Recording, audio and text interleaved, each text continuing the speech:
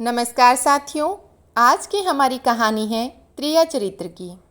जो भी मनुष्य इस कहानी को पूरा सुनता है वह कभी भी अपने जीवन में धोखा नहीं खाता। इस कहानी को सुनकर आप अपने जीवन में कई बदलाव ला सकते हैं। बहुत समय पहले की बात है। किसी राज्य में एक राजा रहा करता था। उसके राज्य की चर्चाएं बहुत दूर दूर तक फैली हुई थी। उस राजा का एक पुत्र था जिसकी उम्र 12 या 13 वर्ष होगी। राजकुमार बड़ा ही सुंदर था।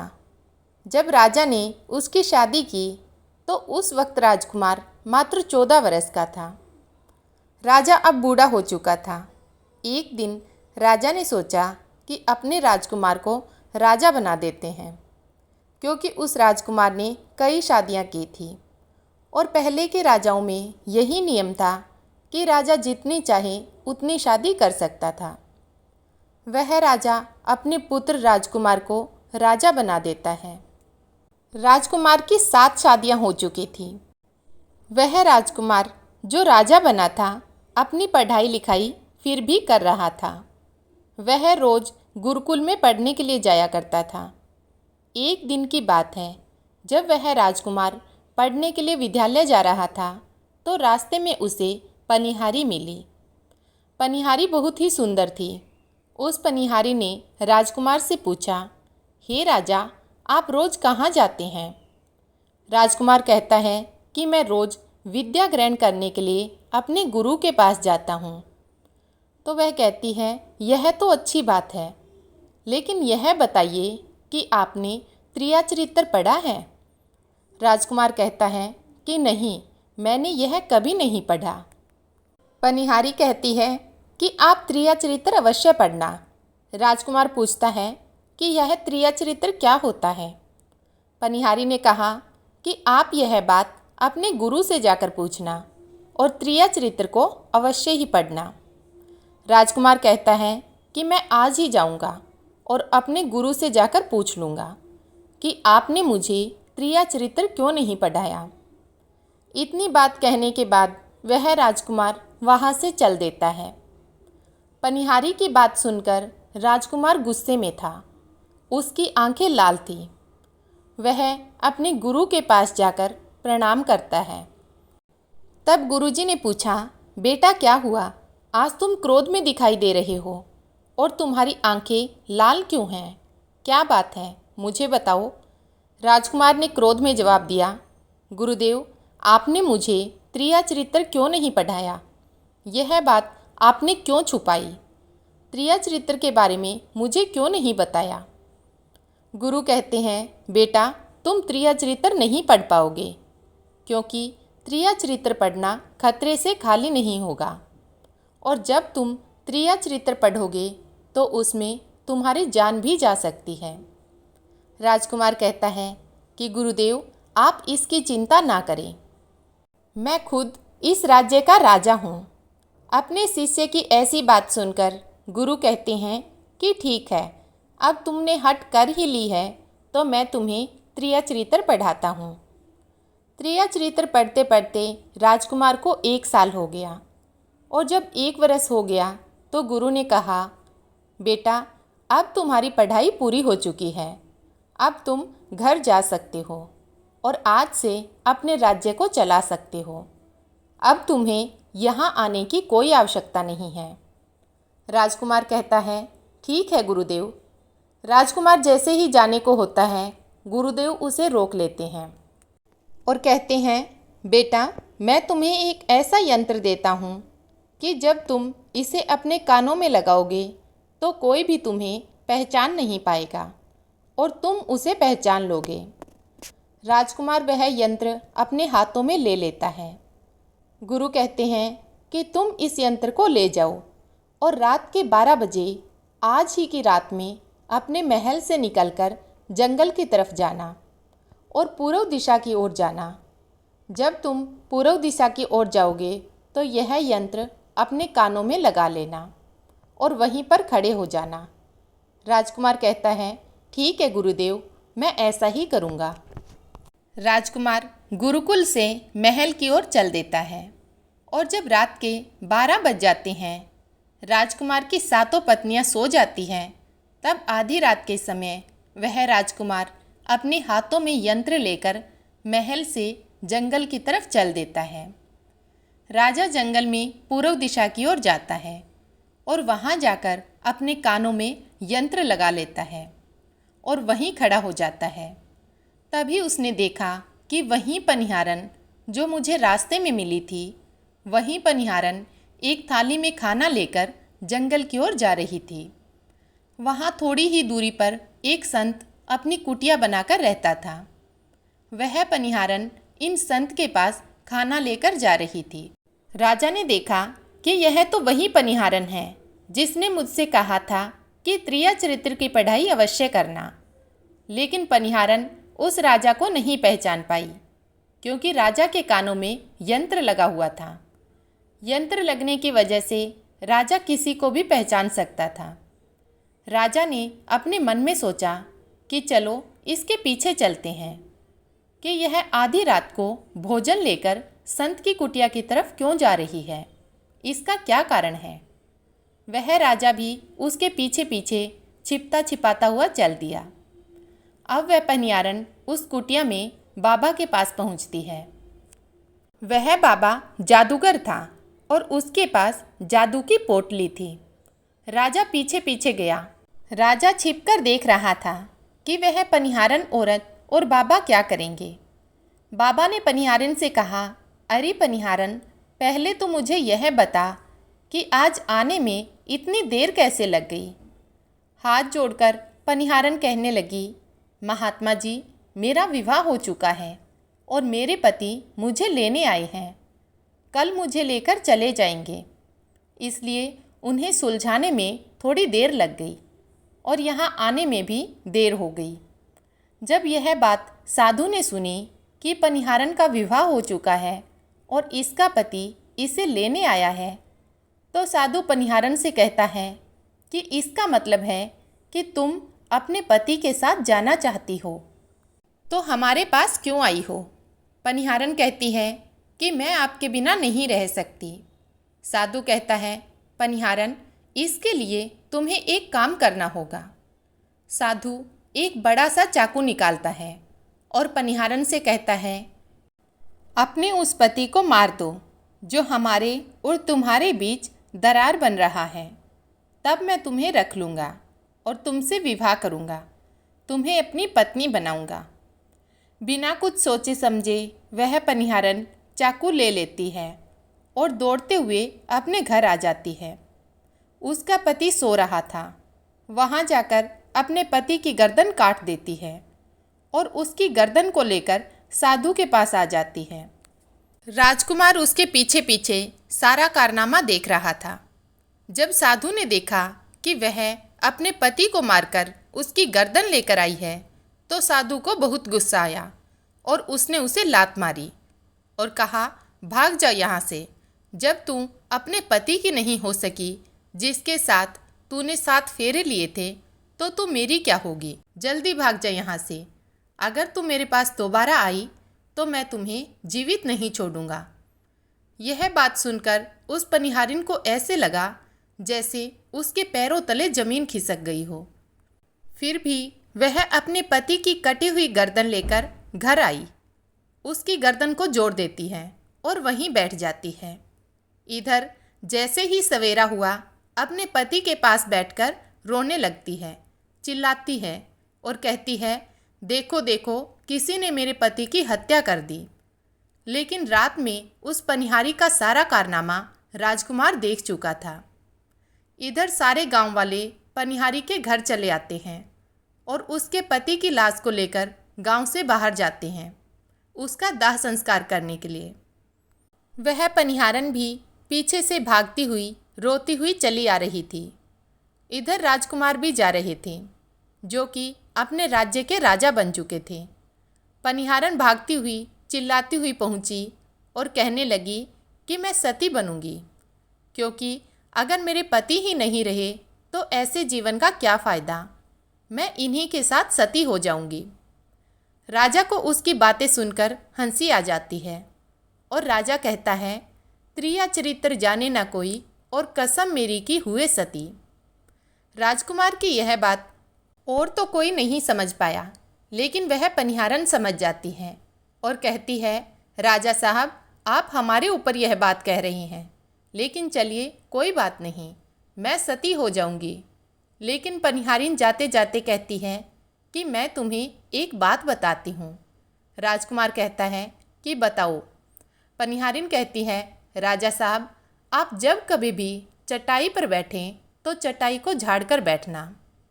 राजा कहते हैं, यह पनिहारन क्या कह रही है? मैं तो राजा हूँ, मुझे चटाई पर बैठने की क्या आवश्यकता है?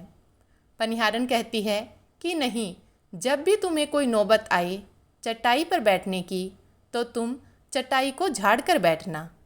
राजकुमार कहता है, चलो ठीक है, अगर तुम कह रही हो तो मैं ऐसा ही करूँगा। ऐसा कहने के बाद वह अपने पति के साथ सती हो जाती है और राजकुमार उनका अंतिम संस्कार करवाकर अपने घर को आ जाते हैं। इसी तरीके से पूरा दिन व्यतीत हुआ और उधर जब दूसरी रात आई तो राजकुमार अपने गुरु के कहने के अनुसार वही यंत्र कान में लगाकर पूर्व दिशा की ओर चल पड़ता है और उसी स्थान पर जाकर खड़ा हो जाता है जहाँ पर पिछली रात को खड़ा हुआ था। दूसरी रात राजकुमार ने अपनी सातों पत्नियों को भोजन की थाली अपने अपने हाथों में लेकर उसी साधु की कुटिया की तरफ जाते हुए देखा। जैसे ही राजा ने अपनी सातों पत्नियों को उस साधु की कुटिया की तरफ जाते हुए देखा तो राजकुमार के पैरों तले जमीन खिसक गई। वह अपने मन में सोचने लगा कि यह क्या चक्कर है। तभी उनमें से एक रानी राजकुमार को देख लेती है, लेकिन रानियों ने अपने पति राजकुमार को नहीं पहचाना, क्योंकि राजकुमार अपने कानों में यंत्र लगाए हुए थे। वह यंत्र लगाने की वजह से राजा को कोई नहीं पहचान पाया। एक रानी कहती है कि यह लड़का इतनी रात को यहाँ क्यों खड़ा है। तब रानियों ने उस लड़के को अपनी तरफ बुलाया और कहा, कृपया आप हमारी सहायता करें, इस सामान को उस कुटिया तक ले चलें। बिना कुछ सोचे समझे राजकुमार ने वह थाली अपने हाथों में ले ली और अपनी रानियों के साथ कुटिया तक जाने लगा। जब सातों रानियां और राजकुमार उस साधु की कुटिया में पहुंचते हैं तो राजकुमार कुछ नहीं बोलता, क्योंकि राजकुमार देखना चाहता था कि हमारे प्यार में ऐसी क्या कमी है जो हमारी सातों रानियां इस साधु के पास चली आती हैं। राजकुमार छिपकर यह सब जानना चाहता था। इधर जब वह सातों रानियां राजकुमार को लेकर साधु के पास पहुंची तो महात्मा राजकुमार को देखकर कहता है कि यह कौन है। तो सातों रानियां कहती हैं कि महात्मा जी, यह बालक हमें रास्ते में मिला, इसने हमारी सहायता की तो हम इसे अपने साथ लेकर आ गए। रानी कहती है कि एक काम करते हैं, इसे आज रात यहीं रहने देते हैं, कल सुबह होते ही यह चला जाएगा। साधु उनकी बातों को मान लेता है। वह अपने शिष्य को बुलाता है और कहता है कि आज रात के लिए इस बालक के रुकने की व्यवस्था कर दो। वह शिष्य राजकुमार को लेकर एक कमरे में जाता है। उस कमरे में एक चटाई बिछी हुई थी। शिष्य कहता है, देख भाई, आज तुझे चटाई पर ही सोना पड़ेगा। शिष्य राजकुमार को इतना कहकर वहाँ से चला जाता है। राजकुमार उस कमरे में अकेला पड़ जाता है। वह अपने मन में सोचता है कि आज तो नौबत आ ही गई चटाई पर सोने की। चलिए कोई बात नहीं, आज की रात हम चटाई पर ही गुजार लेंगे। राजकुमार जैसे ही चटाई पर बैठने वाला था कि उसे पनिहारन की बात याद आ गई। वह सोचने लगा कि पनिहारन ने मुझसे कहा था कि जब भी तुम्हें चटाई पर बैठने की नौबत आए तो तुम चटाई को अवश्य झाड़ लेना। चलो आज पहले झाड़ ही लेते हैं, हो सकता है इसका भी कोई राज हो। जैसे ही राजा ने चटाई उठाई तो उसने देखा कि चटाई के नीचे एक बहुत बड़ा और भयानक कुआं है। जब उस कुएं को देखा तो राजा के होश उड़ गए। राजा ने उस कुएं के अंदर झांक कर देखा तो राजा को बहुत सारे कैदी दिखाई दिए जिन्हें उस साधु ने अंदर कैद करके रखा था। उन कैदियों में से एक आदमी ने राजकुमार को पहचान लिया। वह राजकुमार से कहता है कि राजकुमार, आप यहाँ कैसे आ गए? राजकुमार ने कहा कि धीरे बोलो, नहीं तो सब पोल पट्टी खुल जाएगी। तब सभी कैदियों ने कहा, राजा साहब, आप यहाँ से भाग जाएं। हम तो यहाँ से निकल नहीं पाए, लेकिन आप यहाँ से भाग जाएं, नहीं तो आपका भी यही हाल हो जाएगा जो कि हमारा हुआ है। आप भी यहाँ फंस जाएंगे। आपको भी पकड़कर वह साधु इसी में डाल देगा। आप जितना जल्दी हो सके यहाँ से भाग जाएं। राजा जब उस कमरे में अंदर गया था तो उसने अपने कान में से यंत्र निकाल दिया था, और जब राजा वहाँ से भागा तो अपने कान में यंत्र लगाना भूल गया। राजा को भागते हुए उन रानियों और साधु ने देख लिया था। रानियों ने जब राजा को भागते हुए देखा तो रानी कहती है, यह तो हमारे पति हैं और वे भागे जा रहे हैं।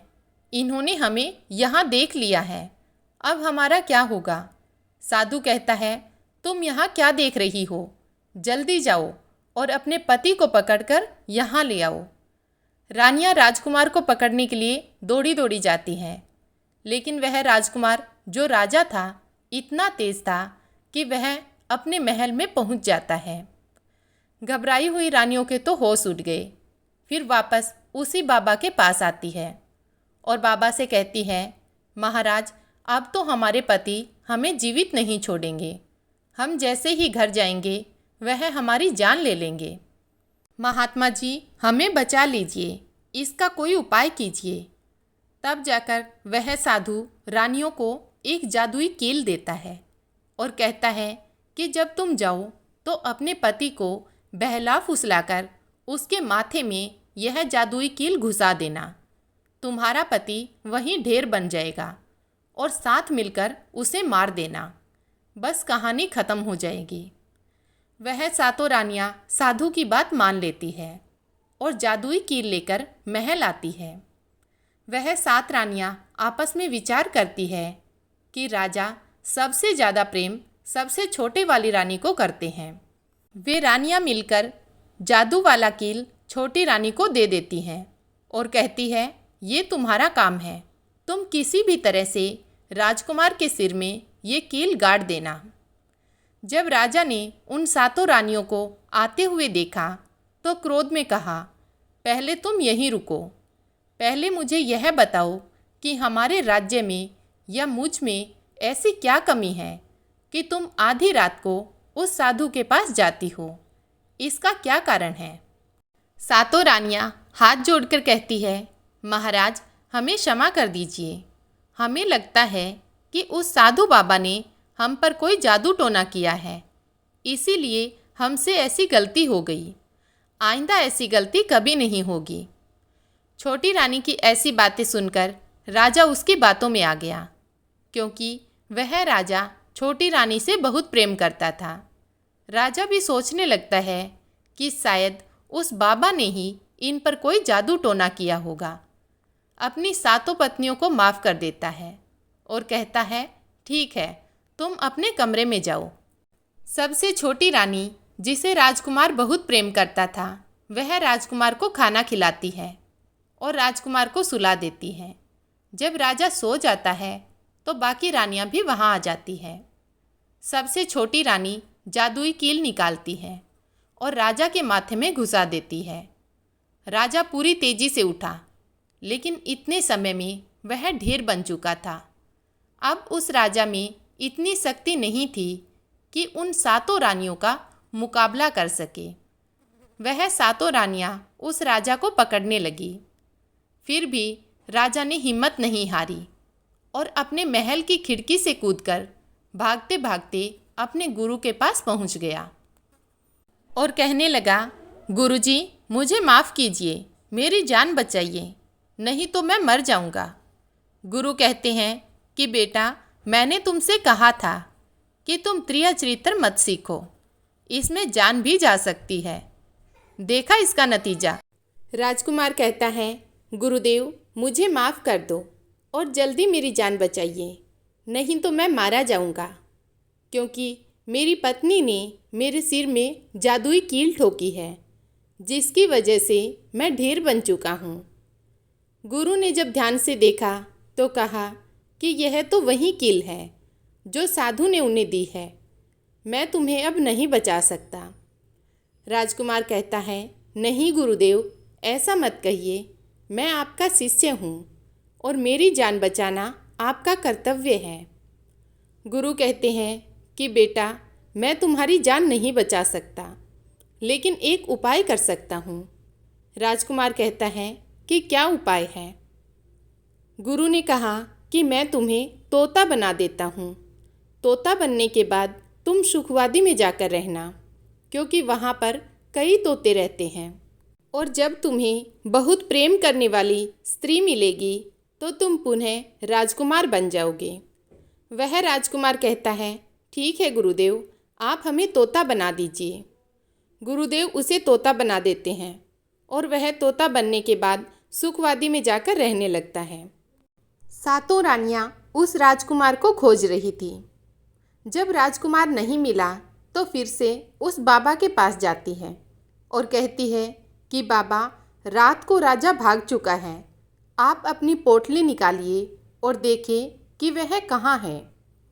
तो महात्मा अपनी पोटली निकालता है और देखने लगता है कि वह राजकुमार तो तोता बनकर सुखवादी में रहने लगा है। यह बात वह रानियों को बताता है तो रानियां कहती हैं कि स्वामी, अब क्या करें? वह साधु कहता है कि अब तुम अपने राजमहल में जाओ और जाकर घोषणा कर दो कि जो भी तोता पकड़ कर लाएगा, हम उसे 5 सोने के सिक्के देंगे। उस राज्य में जितने भी बहेलिया थे वे तोता पकड़ने के लिए चारों तरफ घूमने लगे, और जो भी तोता पकड़ते वह रानी के पास जाते और 5 सोने के सिक्के लेकर वापस चले आते। वे सातों रानियां उस तोते को मार देती। ऐसे ही धीरे धीरे बहुत समय निकल गया। वह राजकुमार जो तोता बनकर जहाँ गया हुआ था, वहाँ सभी तोतों के साथ अच्छी अच्छी बातें करता, उन्हें बहुत ज्ञान की बातें बताता। सभी तोतों को लगा कि यह तोता तो बहुत समझदार है, यह तोता बहुत अच्छी अच्छी बातें करता है, इसे हम अपना राजा बना लेते हैं। और सभी तोता ने मिलकर उसे अपना राजा बना लिया। राजकुमार सभी तोतों का राजा बन गया और वहीं छिपकर रहने लगा। एक दिन एक बहेलिया तोता पकड़ते पकड़ते सुखवादी पेड़ के पास पहुंच जाता है, जहां पर वह राजकुमार तोता बनकर छिपकर रहता था। जब उस बहेलिया ने इतने सारे तोते को देखा तो अपने मन में सोचा कि अगर मैं इतने सारे तोते पकड़कर रानी के पास ले जाऊंगा तो मुझे बहुत सारे सोने के सिक्के मिल जाएंगे। लेकिन वह बहेलिया सोचता है कि मैं इतने सारे तोते पकड़कर कैसे ले जाऊं। फिर अगली सुबह सारे तोते दाना चुगने के लिए उड़ जाते हैं। तभी वह बहेलिया उस पेड़ के पास जाकर उसकी डालों पर चाकू से कट लगा देता है, जिस कारण से उस पेड़ की गोंद निकलती है, और उसी गोंद के कारण तोते उस पेड़ पर चिपक जाने वाले थे। बहेलिया वहीं छिपकर यह नज़ारा देखने का इंतजार करने लगता है। जब शाम हुई तो सभी तोते उड़कर वापस उसी पेड़ पर आ बैठे। तभी उन सभी के पंख और पैर उस गोंद में फंस गए और वे सभी पेड़ की शाखाओं पर चिपक गए, क्योंकि पेड़ पर हर जगह गोंद ही गोंद थी। अब सारे तोते उसी गोंद में पूरी तरह से चिपक गए थे। उनके साथ राजकुमार तोता भी शामिल था। तभी वे सभी अपने गुरु राजकुमार तोते से अपनी अपनी जान बचाने के लिए सलाह मांगने लगे। एक तोता कहता है, हे राजन, आप कुछ भी करो, लेकिन हमें आज़ाद करो, नहीं तो सुबह बहेलिया आएगा और हमें पकड़कर ले जाएगा तथा मार डालेगा। तब राजकुमार उन सभी को शांत करके कहता है कि मेरी बात को ध्यान से सुनो। जब सुबह बहेलिया आएगा तब तुम सभी मरने का नाटक करो, जिस कारण से वह बहेलिया तुम्हें निकालकर ज़मीन पर रख देगा। उसे ऐसा आभास होना चाहिए कि सारे तोते मर चुके हैं। समय रहते तुम सभी उड़कर अन्य सुरक्षित जगह पर चले जाना, बाकी सब कुछ मैं संभाल लूँगा। फिर वे सभी अपनी योजना के अनुसार पेड़ पर लटक गए, मानो जैसे सभी मर चुके हैं। फिर दूसरी सुबह जब बहेलिया वहाँ आता है तो वह देखता है कि सारे तोते मर चुके हैं और उसे इस बात का अफसोस हो रहा था कि सारे तोते मर चुके हैं। इसलिए वह उन सभी को पेड़ से निकालकर जमीन पर रख देता है। तभी सही मौका देखकर सारे तोते झट से उड़ गए। वहीं दूसरी तरफ उसने देखा कि जो राजकुमार था, जो तोता बना हुआ था, वह वहीं पर रह गया और नीचे जितने भी तोते थे वे सभी उड़कर भाग गए। बहेलिया ने सोचा, अरे यह क्या हुआ? इस पेड़ पर सिर्फ एक ही तोता है जो कि मरा हुआ लटका हुआ है और जितने तोते मैंने छुड़ाकर नीचे फेंके थे वे सभी उड़कर भाग गए। बहेलिया ने सोचा, इसका मतलब ये सभी तोते मिलकर मेरे साथ धोखा कर रहे हैं। अब राजकुमार जो था, जो तोता बना हुआ था, वही सिर्फ पेड़ पर लटका हुआ था।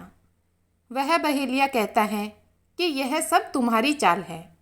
चलो अब मैं तुम्हें लेकर जाऊंगा और रानी के हाथ बेच दूंगा और मुझे 5 सोने के सिक्के मिल जाएंगे। इधर वह बहेलिया उस तोता को बेचने के लिए रानी के पास जाने लगता है। रास्ते में तोता कहता है कि तुम मुझे कहाँ ले जा रहे हो? वह बहेलिया कहता है कि मैं तुम्हें बेचने के लिए रानी के पास ले जा रहा हूँ। अगर मैं तुम्हें वहाँ बेच दूँगा तो मुझे 5 सोने के सिक्के मिलेंगे। वह राजकुमार कहता है कि अगर मैं तुम्हें 5,000 सोने के सिक्के दिला दूँ तो क्या तुम मुझे नहीं बेचोगे? बहेलिया कहता है कि तुम मुझे 5,000 सोने के सिक्के कैसे दिलाओगे? तोता कहता है कि राजा सुखवादी के यहाँ बेचो, मूल्य मैं स्वयं बताऊंगा। बहेलिया उस तोते की बात को मान लेता है और रानी के पास बेचने की जगह राजा के राज्य में मेले में तोता बेचने चला जाता है। राजा के राज्य में यह नियम था कि अगर किसी व्यक्ति का सामान शाम तक नहीं बिके तो वह सामान राजा स्वयं आकर खरीद लेता था। बहेलिया उस तोते को लेकर बाजार में पहुंच जाता है। जब कोई व्यक्ति उस तोते को खरीदने आता तो वह पूछता कि यह कितने का है, तो बहेलिया कहता कि तोता अपना दाम स्वयं बताएगा। तो वह तोता इतना दाम बता देता कि कोई भी व्यक्ति उसे खरीद नहीं पाता। ऐसे ही करते करते शाम हो गई और अब सभी अपनी अपनी दुकान लेकर चले गए। सभी की दुकान का सामान बिक चुका था, बस एक बहेलिया और एक तोता ही रह गए थे। इधर राजा ने अपने सिपाहियों को आदेश दिया कि जाओ देख कर आओ, किसी का सामान तो नहीं रह गया। जब राजा के सिपाही आए तो उन्होंने देखा कि एक बहेलिया तोता को लेकर बैठा हुआ है। सिपाही बहेलिये से कहते हैं कि बहेलिया, तुम्हारा तोता क्यों नहीं बिका? तुम इसे कितने में बेच रहे हो? तो तोता कहता है कि जो इन्हें 5,000 सोने के सिक्के देगा वही मुझे खरीद पाएगा। उस तोते की बात सुनकर वे सिपाही आश्चर्य में पड़ जाते हैं और सोचते हैं कि अरे, यह तोता अपना मूल्य स्वयं बताता है। तब सिपाही राजा के पास जाते हैं और राजा को सारी बात बताते हैं और कहते हैं कि एक बहेलिया एक तोता लेकर बैठा हुआ है, लेकिन वह तोता अपना मूल्य स्वयं ही बताता है। वह इतना महंगा बताता है कि शायद इसीलिए उसे कोई खरीद नहीं सका। राजा सिपाहियों से पूछता है कि वह अपना मूल्य कितना बता रहा है। तो सिपाही कहते हैं कि वह अपना मूल्य 5,000 सोने के सिक्के बता रहा है। राजा कहते हैं कि चलिए हम खरीदेंगे, अगर नहीं खरीदेंगे तो हमारे राज्य की बदनामी होगी कि राजा के बाजार में एक तोता नहीं बिका। और इसलिए राजा अपने मंत्रियों के साथ अपने रथ पर सवार होकर बाजार में पहुंचता है और कहता है कि इस तोते का क्या मूल्य है। बहेलिया हाथ जोड़कर कहता है, राजा साहब, अपना मूल्य तोता स्वयं बताएगा। वह राजा फिर तोते से पूछता है, तोता कहता है, राजा साहब, जो इन्हें 5,000 सोने के सिक्के देगा वही मुझे खरीद पाएगा। राजा अपने सिपाहियों से 5,000 सोने के सिक्के मंगवाकर बहेलिया को पकड़ा देता है और तोते को लेकर अपने महल चला जाता है। वह तोता बहुत ही बुद्धिमान था, क्योंकि वह एक राजा था। वह तोता राजा को अच्छी अच्छी बातें बताने लगा। जब राजा पर कोई खतरा आने वाला होता तभी वह तोता बता देता कि राजा साहब, आप पर यह खतरा आने वाला है। इसी तरह सब उस तोते से बहुत अधिक प्रेम करने लगे। जब यह बात रानियों को पता चली कि राजा के पास एक ऐसा तोता है जो बोलता भी है और बहुत अच्छी अच्छी बातें बताता है, तो रानियां राजा से कहती हैं कि उस तोते को हमारे पास भिजवा दीजिए। हम भी उस तोते को देखना चाहते हैं, हम उस तोते से बातें करना चाहते हैं। राजा अपने मंत्रियों से कहकर वह तोता रानियों के पास भिजवा देता है। रानी उस तोते से बात करके बहुत खुश हो जाती है। रानी भी तोते से बहुत प्रेम करने लगती है और कहती है, वाह रे तोता, इसीलिए तुझे राजा साहब ने 5,000 सोने के सिक्के देकर खरीदा है। राजा की एक पुत्री थी जो बड़ी ही सुंदर थी। रानी अपनी पुत्री से कहती है कि आज से तुम ही इस तोते का ध्यान रखना और कल तुम इसे अच्छे से नहला धुला देना। वह राजकुमारी भी उस तोते से बहुत प्रेम करती थी। जैसे ही सुबह हुई, राजकुमारी उस तोते को लेकर नहलाने जाती हैं। राजकुमारी तोते को नहला रही थी तो उसने देखा कि तोते के सिर पर कील सा कुछ लगा हुआ है। राजकुमारी उसे निकाल देती है। राजकुमारी जैसे ही कील को निकालती है, वह तोता पहले वाला एक सुंदर सा राजकुमार बन जाता है। उसे देखकर राजकुमारी घबरा जाती है। राजकुमार कहता है कि तुम घबराओ नहीं, यह कील वापस मेरे सिर में लगा दो तो मैं फिर से तोता बन जाऊंगा। इसके बारे में मैं तुम्हें रात्रि में बताऊंगा। तुरंत ही वह राजकुमारी उस कील को राजकुमार के सिर में लगा देती है और वह वापस तोता बन जाता है। रात को राजकुमारी तोते को लेकर अपने कमरे में जाती है और उसके सिर से कील निकाल देती है। वह तोता फिर से राजकुमार बन जाता है। राजकुमार अपनी सारी दास्तान उस राजकुमारी को बताता है और कहता है, माफ़ करना, यह दास्तान तुम किसी को नहीं बताना, नहीं तो मेरी जान चली जाएगी। राजकुमारी इस बारे में अपने माता पिता को भी नहीं बताती। दिन भर वह तोता रहता और रात को राजकुमारी उस तोते को अपने कमरे में ले जाती और उसके माथे से कील निकाल देती और वह राजकुमार बन जाता। धीरे धीरे समय निकलता गया। राजकुमारी को राजकुमार से प्रेम हो जाता है। इधर क्या हुआ, जो राजकुमार की पत्नियां थी वे बहुत सारे तोते मरवा देती है, लेकिन जो राजकुमार तोता बना हुआ था वह उन्हें नहीं मिलता और वे उसी साधु के पास जाती है और कहती है, हे महात्मा, हमारे पति अभी तक हमें नहीं मिले, अब हम क्या करें, उन्हें कैसे मारें। वह साधु फिर से अपनी पोटली खोलता है और देखता है कि वह राजकुमार अभी तक तोता बन के राजा के घर में रह रहा है। वह साधु रानियों से कहता है कि तुम एक काम करो, तुम सभी नृत्य कला सीख लो। हम सभी मिलकर उस राजा के घर नृत्य कला करने जाएंगे और जब राजा हम पर प्रसन्न हो जाएगा और हमें कुछ मांगने को कहेगा तो हम उस तोते को ही मांग लेंगे और फिर आसानी से उसे मार देंगे। धीरे धीरे समय बीता। साधु तबला बजाना और सातों रानी पूरी तरह से नृत्य कला सीख चुकी थी। अब साधु को लगा कि हम सफलता प्राप्त कर सकते हैं और उस तोते को उस राजा से मांग सकते हैं। साधु का वेश बदलकर उन सातों रानियों को नृत्य कला वाली स्त्री बनाकर राजा के दरबार में पहुंच जाते हैं। राजा उस साधु से पूछता है कि आप लोग कौन हैं और यहाँ क्यों आए हैं। तब साधु कहता है कि हम सब नृत्य कला वाले हैं, आपके महल में हम नृत्य कला दिखाना चाहते हैं। राजा को भी गाने बजाने का बहुत शौक था, वे मान जाते हैं। उधर वह साधु अपना गाना बजाना चालू करता है। जब उनके गाना बजाने की आवाज़ तोता के कानों में पहुंची तो तोता समझ गया कि यह साधु हमारी सातों रानियों को लेकर वेश बदलकर यहाँ पर आया है। अब हमारी जान नहीं बचेगी।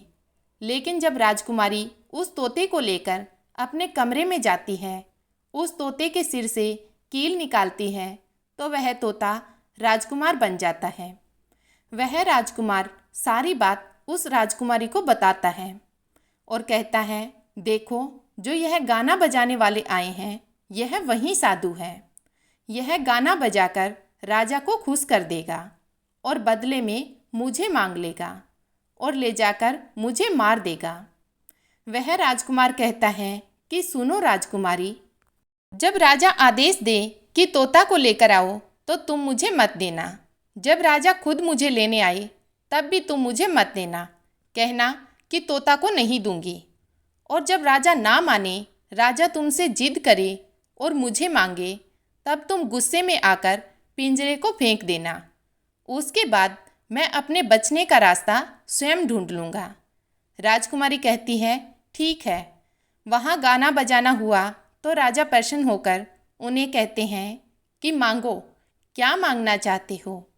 वह साधु कहता है कि राजा साहब, आपके पास जो तोता है वो आप हमें दे दें। राजा अपने मंत्री को आदेश देता है कि जाओ उस तोते को लेकर आओ। मंत्री राजकुमारी के पास पहुंचता है और कहता है कि यह तोता मुझे दीजिए। राजकुमारी कहती है, नहीं दूंगी। मंत्री कहता है, देखिए, आप जिद मत कीजिए। राजकुमारी कहती है, तुम जाओ और मेरे पिताजी को यहाँ भेजो, वहीं आकर इसे ले जाएंगे। मंत्री राजा को जाकर सारी बात बताता है। राजा स्वयं आता है उस तोते को लेने। राजा आकर कहता है, बेटी, यह तोता मुझे दे दो, यह नृत्य कला वालों को देना है। लेकिन राजकुमारी मना कर देती है कि यह तोता मैं आपको नहीं दूंगी। क्रोध में आकर राजा कहने लगा कि तू कैसी बातें कर रही है, इसे देने का मैंने वादा किया है। जब राजकुमारी ने राजा को क्रोध में देखा तो राजकुमारी को भी गुस्सा आ गया। राजकुमारी गुस्से में पिंजरे को जमीन पर फेंक देती है। वह पिंजरा जैसे ही जमीन पर गिरा वह टूट गया और तोता जो था वह चावल का दाना बन गया। जैसे ही साधु को यह बात पता चली, साधु भी तुरंत कबूतर बन जाता है और उस दाने को कबूतर खाने लगता है। उनमें से एक दाना राजकुमार था। जैसे ही वह दाना कबूतर खाने वाला होता है, राजकुमार बाज बन जाता है और एकदम से कबूतर पर झपट जाता है और उसे मार देता है। इस तरह से उस साधु की मृत्यु हो जाती है। राजा यह सब देखकर आश्चर्यचकित हो जाता है। उस कबूतर को मारकर राजकुमार फिर से तोता बन जाता है और जो राजकुमारी थी उस तोते से कील को निकाल देती है और वह फिर से पहले जैसा राजकुमार बन जाता है। राजकुमारी अपने पिताजी को सारी बात बता देती है।